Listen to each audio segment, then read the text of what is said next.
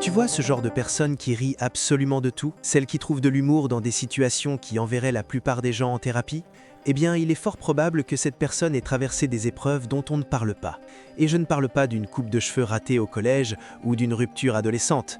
Je parle du genre d'expérience qui recable fondamentalement la façon dont tu perçois le monde. Laisse-moi te donner une image concrète. Imagine que quelqu'un lui fait une queue de poisson brutale sur l'autoroute. La réaction normale serait la rage, n'est-ce pas? Pas pour elle. Son esprit a déjà 3 coups d'avance. Elle se demande si ce conducteur passe une mauvaise journée, s'il traverse un divorce ou s'il a simplement une envie pressante. Pourquoi? Parce que lorsque tu as survécu à tes propres ouragans, les petites averses des autres ne te mouillent plus de la même façon. Voici ce que personne ne te dit sur les gens qui ont trop enduré. Leur cerveau fonctionne littéralement sur une fréquence différente. Il n'est pas cassé, il est entraîné. Il a été formé par la nécessité pour devenir ce chef-d'œuvre de survie qui apprend encore comment exister dans un monde où la menace n'est plus immédiate. Mais il se passe quelque chose d'encore plus étrange sous la surface. Ces personnes développent ce qui ressemble à une immunité au chaos de la vie. Pas une immunité à la douleur, attention, mais une immunité contre l'effondrement total. Elles ont appris que la survie n'est pas seulement possible, elle est inévitable. C'est là que les choses deviennent intéressantes. On pourrait penser que quelqu'un qui a traversé l'enfer serait cynique, amer ou fermé, mais c'est souvent l'inverse absolu. Ces individus deviennent souvent les personnes les plus empathiques que tu rencontreras jamais. Et je parle d'une empathie presque radicale. Ils peuvent repérer la douleur chez les autres à des kilomètres parce qu'ils parlent cette langue couramment. Un léger changement dans ton ton de voix, ce sourire forcé que tu affiches pour la galerie, ils l'ont vu et ils sont déjà en train de prévoir comment prendre de tes nouvelles plus tard sans que ça paraisse bizarre.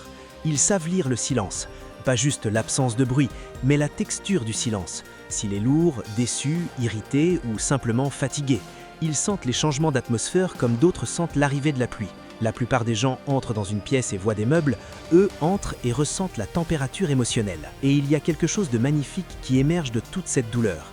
Ils vivent souvent ce que le psychologue Richard Tedeschi appelle la grandeur post-traumatique. Selon ses recherches, une grande partie des gens qui traversent des traumatismes majeurs ne font pas que rebondir, ils rebondissent vers l'avant. Leurs relations s'approfondissent, leurs priorités se cristallisent. Leur appréciation pour les moments ordinaires devient presque comiquement intense. Ils peuvent avoir les larmes aux yeux devant un joli coucher de soleil, et ils n'en ont même pas honte. Mais il y a aussi la partie dont personne ne te prévient. Ces mêmes personnes luttent souvent avec une hyper-vigilance constante. Leur système de détection des menaces ne s'éteint jamais vraiment. Tu as déjà été au restaurant avec quelqu'un qui a besoin de s'asseoir face à la porte? Ou quelqu'un qui a 17 plans de secours pour un simple rendez-vous café? Ce n'est pas de la paranoïa, c'est un système nerveux qui a appris la dure que la sécurité est un luxe, pas une garantie. Voici ce qui va te retourner le bras. Les gens qui ont trop enduré minimisent constamment leurs propres expériences. « Oh, ce n'était pas si grave, d'autres ont vécu pire, je vais bien ». C'est comme s'ils avaient développé une allergie au statut de victime. Ils ont survécu en se racontant qu'ils allaient bien, donc admettre qu'ils luttent ressemble à un échec. L'ironie est presque douloureuse. Parlons un instant des relations. Les gens qui ont trop enduré deviennent soit incroyablement loyaux, soit incroyablement distants. Parfois les deux en même temps, ce qui est aussi confus que ça en a l'air. Ils seront là pour toi à 3 heures du matin sans hésitation. Mais demande-leur à être vulnérables sur leurs propres besoins et soudain, ils sont plus occupés qu'un ministre en temps de crise. Pourquoi? Parce que la proximité a historiquement eu des conséquences. Quand tes premières expériences t'ont appris que le lien peut être imprévisible, ton système nerveux ne se détend pas quand quelqu'un s'approche. Il se braque. Beaucoup développent cette contradiction où ils désirent désespérément une connexion, mais sont terrifiés à l'idée de dépendre de qui que ce soit. Car dans leur expérience, la dépendance a toujours eu un prix. Alors ils apprennent à n'avoir besoin de personne, ce qui semble être une force, jusqu'à ce que tu réalises que c'est aussi incroyablement solitaire. Mais ensuite, il se produit quelque chose de remarquable que la plupart des gens ratent. Ces individus deviennent exceptionnellement doués pour s'adapter au changement. Nouveau job? Ok. Déménager dans une autre ville? Pourquoi pas? Toute leur vie s'effondre un mardi soir, on gère. Et l'humour est d'un autre niveau. L'humour noir spécifiquement. Ce n'est pas de l'insensibilité, c'est une façon d'enlever du pouvoir à la douleur. Quand tu peux rire de l'absurdité de ta propre souffrance, elle perd de son emprise. La comédie devient une armure.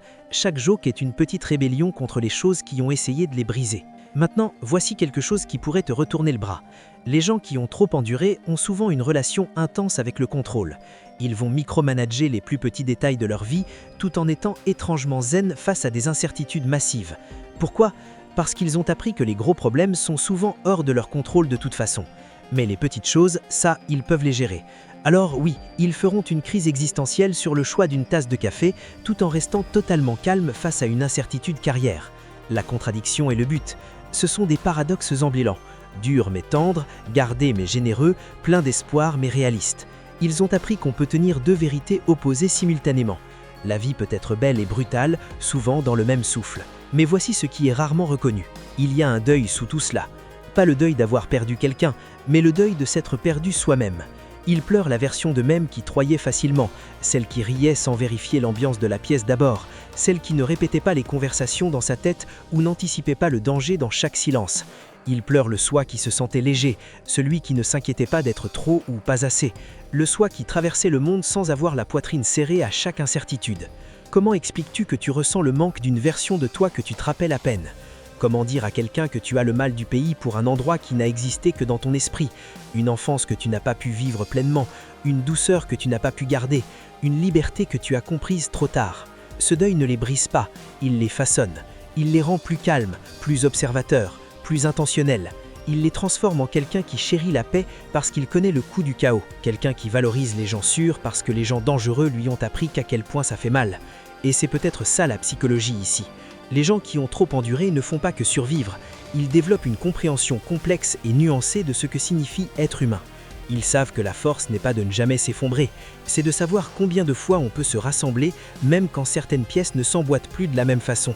Leur survie est devenue de la perspicacité, leur douleur est devenue de la compassion, et sans même s'en apercevoir, ils sont devenus quelque chose de rare, un phare. Pas parce que leur vie a été suide, mais parce qu'ils ont appris à naviguer dans des tempêtes qui auraient brisé les autres. Un phare ne brille pas parce qu'il est parfait, il brille parce qu'il se rappelle de l'obscurité. Alors la prochaine fois que tu rencontres quelqu'un qui semble un peu trop à l'aise avec le chaos, un peu trop à l'aise avec l'incertitude, un peu trop rapide à rire de sa propre douleur, sache juste qu'il a gagné cette sagesse. Chaque moment de profondeur inattendue, ils ont trop enduré. Et pourtant, ils sont toujours là, essayant encore, trouvant encore des raisons d'espérer. Ce n'est pas juste de la psychologie, c'est de la poésie en mouvement. Si cela résonne en toi, abonne-toi.